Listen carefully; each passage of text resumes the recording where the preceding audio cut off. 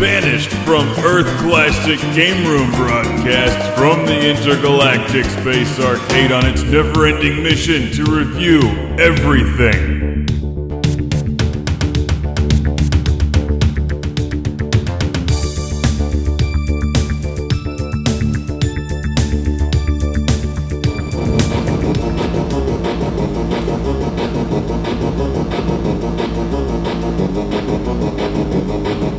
Welcome to Classic Game Room for the review of Juno First on the Atari 2600. I love this game, but I have an issue with the title, Juno First.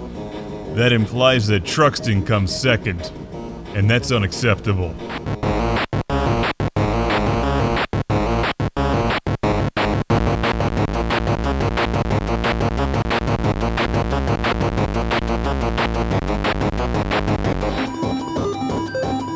Juno First is first in awesome Atari 2600 chiptune music.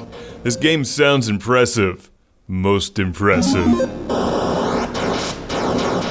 So here's what you do. You start out by rocking out to the menu music, which sadly doesn't play during the game, but it's really impressive because it starts out and you think it'll just repeat, right? Well, it doesn't. It just keeps going and going and going and adding different layers, and it's really good. I have no idea how they got those sounds out of the Atari 2600. And just when it seems like the game couldn't possibly top the intro music, it does. Juno First is easily one of the best Atari 2600 releases ever created, based on Konami and Gottlieb's 1983 arcade game. This is actually a 2010 release published by AtariAge.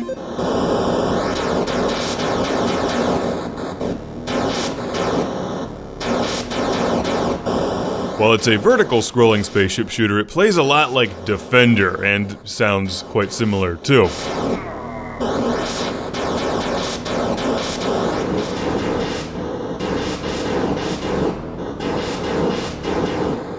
The game plays very smoothly, as you can see, and the controls are excellent.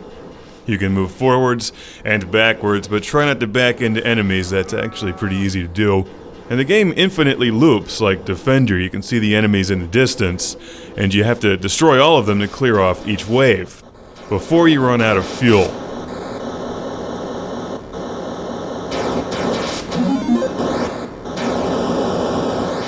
Obviously, the enemies are shooting at you, and as you keep playing, you'll encounter more challenging enemies with new weapons like homing missiles. And during each wave, you'll encounter what appears to be a little planet or sphere, and if you shoot that, there's a little guy or astronaut or something in the middle of it. If you catch that dude, you then go into hyperspace and blow up enemies when they're not shooting at you. And maybe get some bonus points, I'm not entirely sure. I always left hyperspace with more points than when I entered it, so it does something good for you.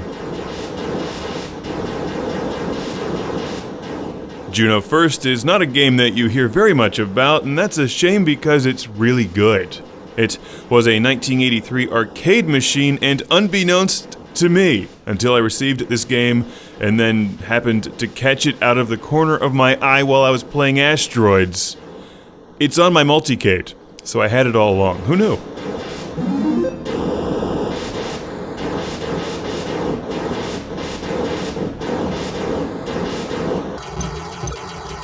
Here's what the arcade version would have looked like. I've never actually seen a Juno First arcade machine, but it plays really well on my 16-1 multicade.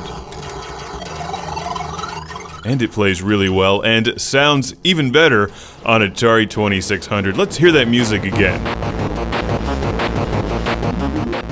I'll just lay that over the gameplay for all of you to enjoy. I highly recommend this game, by the way.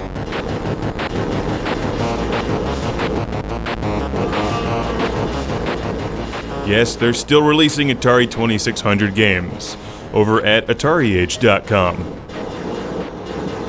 Which is good, proving that the Atari 2600 still has a lot of life left in it. In fact, they also have a gadget so you can save your high scores for this game. This one was sent to the show along with Beam Rider on the Atari 2600 by Andrew from Minford, Ohio. So a big thanks to Andrew for introducing me to Juno First, a game I'm enjoying on the 2600 and in the arcades, or, well, at least in my arcade. I haven't seen it in anyone else's, but if I do, I'm playing it there too.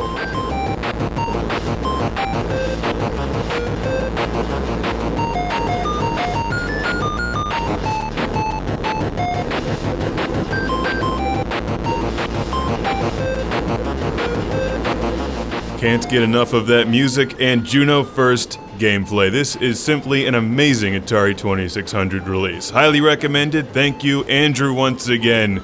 Juno comes second to Truxton, but the title of the game is still Juno First. Juno First. Truxton second. Truxton never comes second.